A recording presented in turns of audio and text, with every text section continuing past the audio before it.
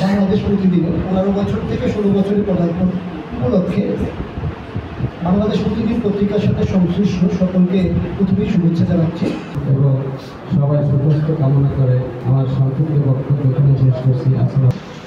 এবং আজকে যারা এই অনুষ্ঠানে উপস্থিত হয়েছেন জগৎটি যে প্যালেস্টাইনি সন্ত্রাসীদের হাত থেকে রক্ষা পেল না নিউ ইয়র্ক শহরের এক এই ঈদে জামা জুতো অ্যাক্সেসরিজের ডিসকাউন্ট। তিনি পরিচয় দিলেন যে আমি একজন প্যালেস্টাইন আসছি, আমি ওকে ক্ষমতা চলে যাব।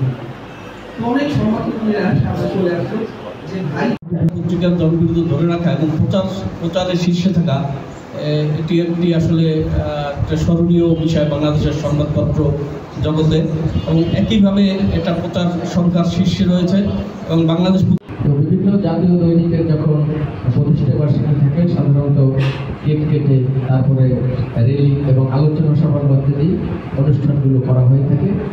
তো মাহে রমজান উপলক্ষে আসলে আজকে এই কেক কাটার কর্মসূচিটি বাদ দেওয়া হয়েছে, শুধুমাত্র শুভেচ্ছা বিনিময়ের আয়োজন করা। এই দেশের মানুষের সুখ দুঃখ তথা বস্তুনিষ্ঠ সংবাদ পরিবেশন করে আসতেছিল। আমি আশা করব আগামী দিনেও এই সংবাদপত্র বস্তুনিষ্ঠ সংবাদ পরিবেশন করবে।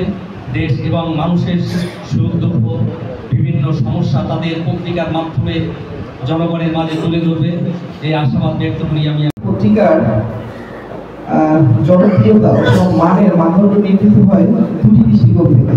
একটা হলো তার পাঠক, আর দ্বিতীয় হলো তার সংবাদকর্মী ও সম্পাদকীয় মণ্ডলীর দিক থেকে।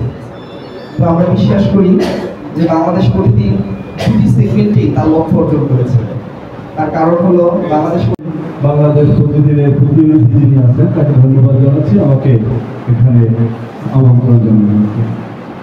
প্রিয় বন্ধুরা, যে আমরা ইতিমধ্যেই শুনেছি বাংলাদেশ প্রতিদিন সবচেয়ে বেশি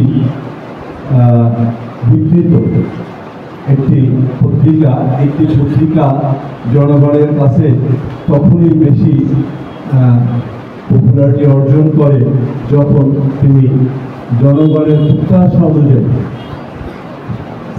সুষ্ঠু এবং সঠিক নিউজ তুলে ধরতে পারে।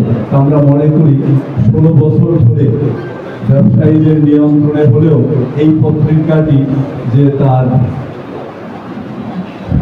জনসমর্থন ধরে রেখেছে তার জন্য অবশ্যই সাংবাদিকদের কৃতিত্ব রয়েছে।